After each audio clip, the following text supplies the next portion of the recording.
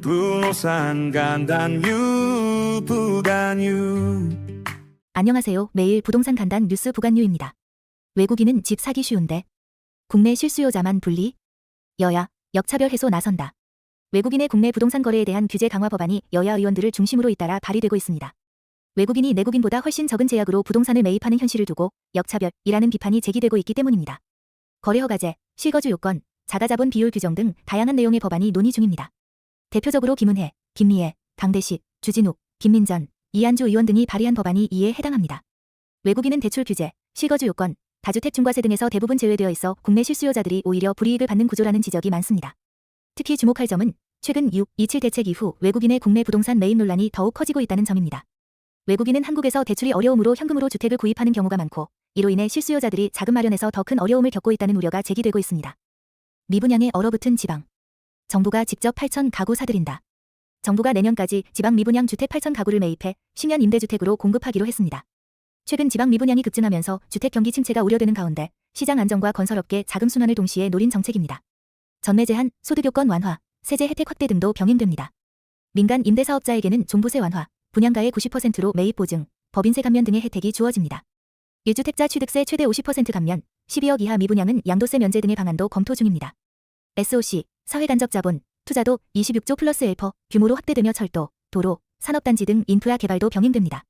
수도권 외곽 및 6대 지방광역시를 중심으로 철도 지하화, 고속도로 개통, 물류 거점 조성 등 계획이 발표되었습니다. 특히 주목할 점은 정부가 미분양 대책 플러스 지역균형 발전 플러스 경기 부양을 동시에 꾀하고 있다는 점입니다. 이번 대책은 지방 부동산 시장을 연착륙시키기 위한 전방위 대응으로 풀이되며 동시에 건설 경기 부양과 공급 정상화까지 포괄하고 있습니다. 서울, 수도권, 부산까지.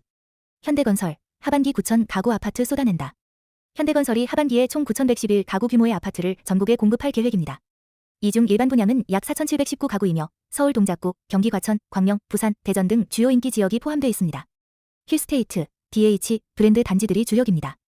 예, 힐스테이트 회룡역 파크뷰, 의정부, DH 아너힐즈 과천 주암, 과천, 힐스테이트 광명 11R 구역, 광명, 힐스테이트 도안 퍼스트, 대전 도안 신도시 등.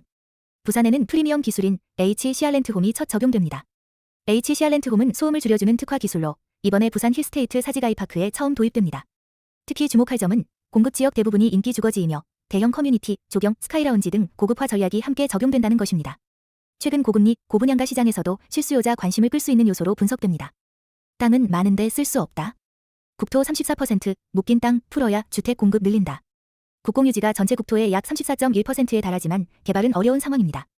총 34,273 스퀘어 킬로미터, 자산 가치는 1,324조 2,997억 원에 달합니다. 회계상으로는 행정용, 일반 재산 등으로 구분되지만 실질적으로 활용되지 못하는 땅이 많습니다. 민간의 개발 참여를 유도하기 어려운 규제 장벽이 문제로 지적됐습니다.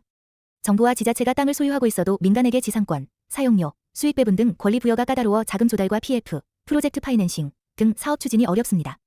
정부는 국공유지의 유휴부지 활용과 관련 제도 개선 필요성을 인식하고 있습니다.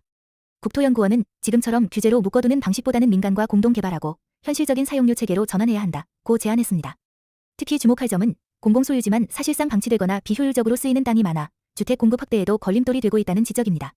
정부가 추진 중인 유휴 국공유지의 규제 완화와 민간 활용 확대 방안이 실현될 경우 향후 주택 공급 여건에도 긍정적인 영향을 줄 수 있을 것으로 보입니다. 서울 집값 계속 오른다지만 상승세, 왜 갑자기 주춤했을까?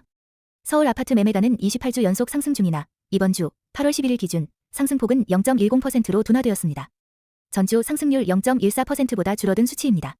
대출 규제 강화와 거래 관망세가 영향을 미친 것으로 분석됩니다. 자치구별로는 강남, 한강변, 재건축 기대 지역 중심으로 상승세 유지, 그러나 전반적으로 상승폭은 축소. 서초 0.26%, 동대문 0.08%, 관악 0.08%. 외 대부분 지역에서 상승률 감소. 송파 0.39%, 0.31%, 성동 0.33%, 0.24%, 광진, 용산, 양천 등도 상승폭 축소. 경기도도 비슷한 흐름이며 과천, 성남, 분당 등 선호지역 위주로 여전히 높은 상승률을 보임. 과천 0.34%, 0.22%, 성남 분당 0.47%, 0.19% 등도 둔화. 전세 가격은 서울 0.05%, 수도권 0.02%, 전국 0.01% 모두 전주 수준 유지. 특히 눈에 띄는 점은 강남 주요 단지들은 재건축 초기 단계 통과 등의 영향으로 가격이 더 오르는 모습이지만 전반적으로는 매수세가 위축되며 상승폭이 줄고 있다는 것입니다.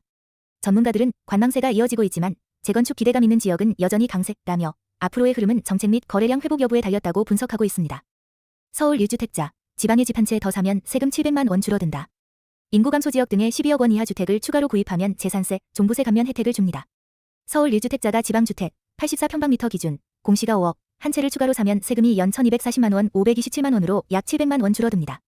혜택 조건은 특례 지역 내 주택, 공시가격 9억 이하, 기존 1주택자일 것입니다. 인구 감소 지역 89곳, 수도권 제외한 특례 지역 중심. 단, 기존 다주택자나 수도권 소재 주택 추가 구입자는 해당 없음. 정부는 지방주택 수요를 유도해 미분양 해소 및 지역 균형 발전을 꾀하고 있습니다.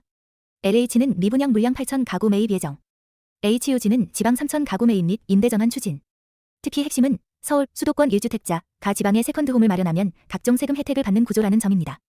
기존에는 다주택 규제가 장애물이었지만 이번 대책은 지방 활성화 목적으로 예외를 둔 정책으로 평가됩니다. 보증금 7억 넘는데 대출은 안 돼? 미리네 집도 청약 쉽지 않다. 서울시 장기전세주택 미리네 집의 평균 청약 경쟁률이 64대 1에서 16대 1로 뚝 떨어졌습니다. 6. 27대출 규제로 인해 청년, 무주택자의 전세대출 한도가 줄어들자 보증금을 감당하지 못해 청약 포기한 경우가 많았습니다. 실제로 송파구 장지동, 잠실 리버리미안 아이파크, 전용 59평방미터 기준 보증금은 약 7억 5천만 원 수준이었습니다. 전세대출 규제로 현금이 넉넉하지 않으면 사실상 청약이 불가능한 상황입니다. 전세대출 한도는 수도권 기준 약 4억 원이지만 미리네 집의 보증금은 6억 7억 원대가 많아 자기 자금이 최소 23억 원 이상 있어야 가능한 구조입니다.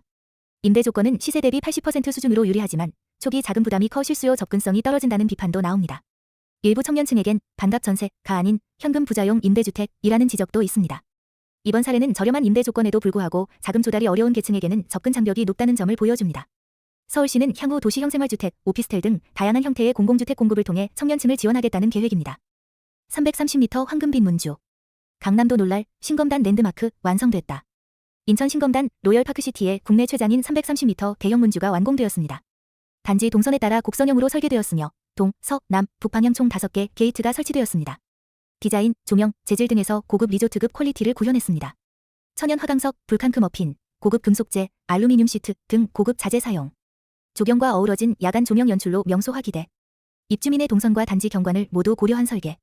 인근 최초로 골프장, 엔트리 가든, 상가, 커뮤니티 시설과 연계.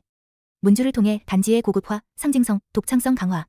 이번 사례는 단순한 조형물이 아니라 신도시 주거단지의 새로운 건축 트렌드와 차별화 전략을 보여주는 대표적인 예로 꼽힙니다.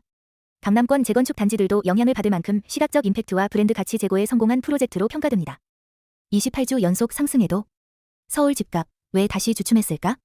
서울 아파트값 28주 연속 상승했지만 상승폭은 전주 0.14%, 이번 주 0.10%로 감소했습니다. 관망세가 이어지고 있고 매수 문의가 줄면서 시장에 혼조세가 나타났습니다. 재건축 기대 지역을 중심으로는 여전히 상승세지만 대부분 지역은 상승폭이 둔화됐습니다.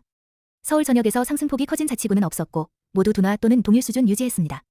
송파 0.38%, 0.31%, 서초 0.26%, 동일, 강남 0.15%, 0.13%, 용산 0.22%, 0.13%, 경기 과천 0.34%, 0.22%, 성남 분당 0.47%, 0.19% 등 수도권 주요 지역도 상승폭 축소. 수도권 전체 상승률 0.04%, 전주 0.05%, 전국 평균 상승률은 변함없이 0.01% 유지. 또한 기사에서는 재건축 추진 단지나 학군지 중심으로는 여전히 매수세가 남아있지만 시장 전반적으로는 고금리와 대출 제한 등으로 인한 관망 분위기가 지배적이라는 점을 강조하고 있습니다. 구독, 좋아요, 알람